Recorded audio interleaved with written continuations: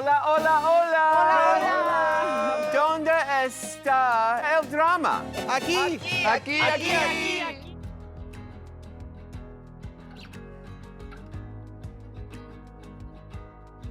Number 10. Queens are isolated from each other. What's up with the metal detector?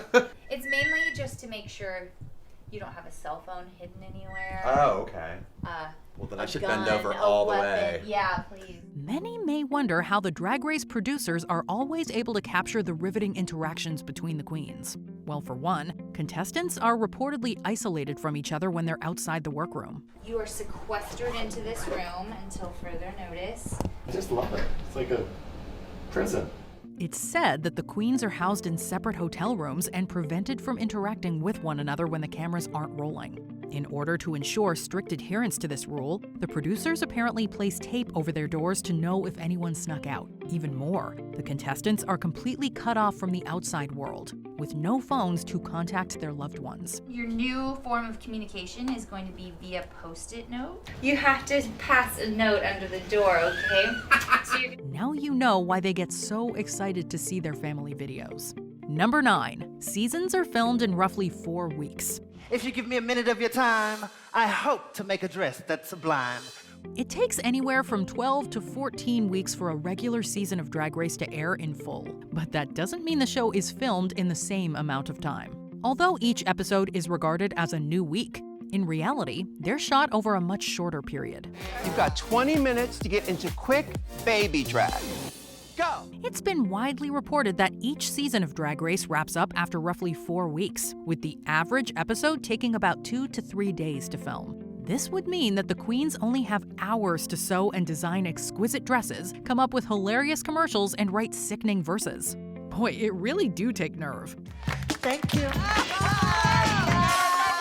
Number 8. RuPaul's bad memory. It's time to play the game that's sweeping the nation. Name! That queen! They got it! Anyone who's a fan of Drag Race can attest to the fact that RuPaul has a pretty remarkable recollection of pop culture moments. So it's quite surprising, and maybe a little shady, that Mother's memory becomes a little faulty when it comes to her own children. I'm trying to hit my thing. Okay. I don't have my glasses on.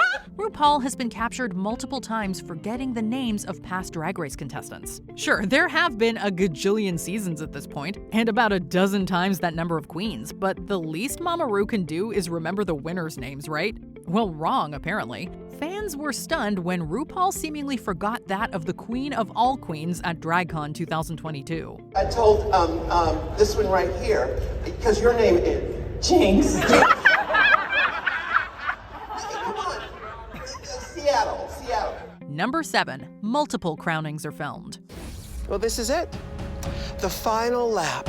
The grand finale of RuPaul's Drag Race. In the early seasons of Drag Race, the finale and crowning of the winner was shot in a studio, months before airing. However, after the Season 3 winner was leaked by internet blogger Perez Hilton, producers of the show decided to alter the format. It's okay to think outside of the box and think greater than what you know. These days, a live grand finale is filmed in front of an audience, only a few weeks before it actually airs. In order to prevent spoilers, the producers film multiple endings, with each finalist being announced as the winner. RuPaul then picks the actual champion afterwards, which is only revealed when the episode airs. Hence, the winning queen gets to find out they've won at the same time as the viewers. Now prance, my queen, prance!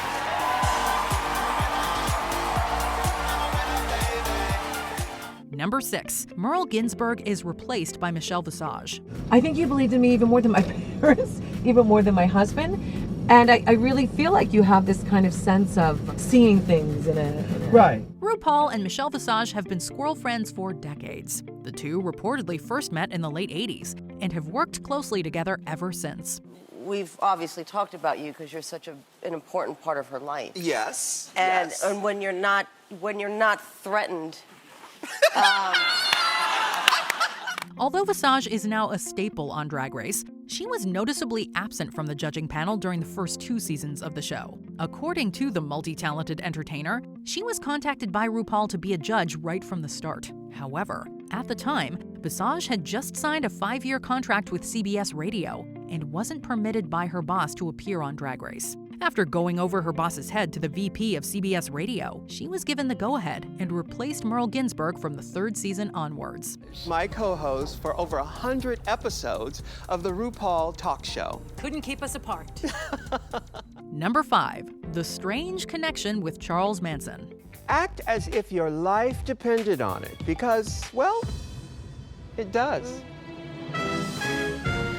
RuPaul's Drag Race is a reality series centered around drag queens competing for the ultimate prize. So what in the world would such a show have in common with the cult leader and serial killer Charles Manson? I just wanted to be a star any way I got it. I said if I didn't become a star by 35, I was just gonna become a serial killer.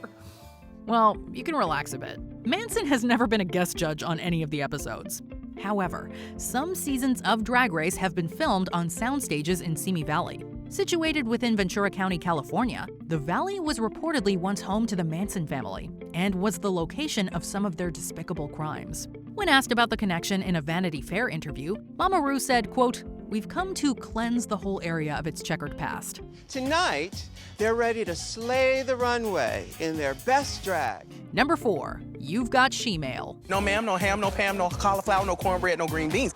RuPaul has come under fire in the past for some statements that have been viewed by many as transphobic. In the formative years of Drag Race, episodes began with a pre-recorded video from RuPaul that opened with the line, "Ooh, girl, you got she-mail." Regardless of the intentions behind this, the term was clearly a pun on the transphobic slur she-male. After a controversial season 6 episode, in which the slur was used in a mini-challenge, the show was called out for the lack of oversight. As a result, the mini-challenge was removed from the episode, and the opening line of the pre-recorded video was changed to the less controversial, "Sheena already done had hers."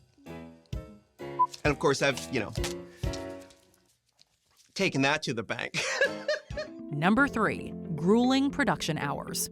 Our poison bit is going on a long time. Roxy and I are sort of standing there like...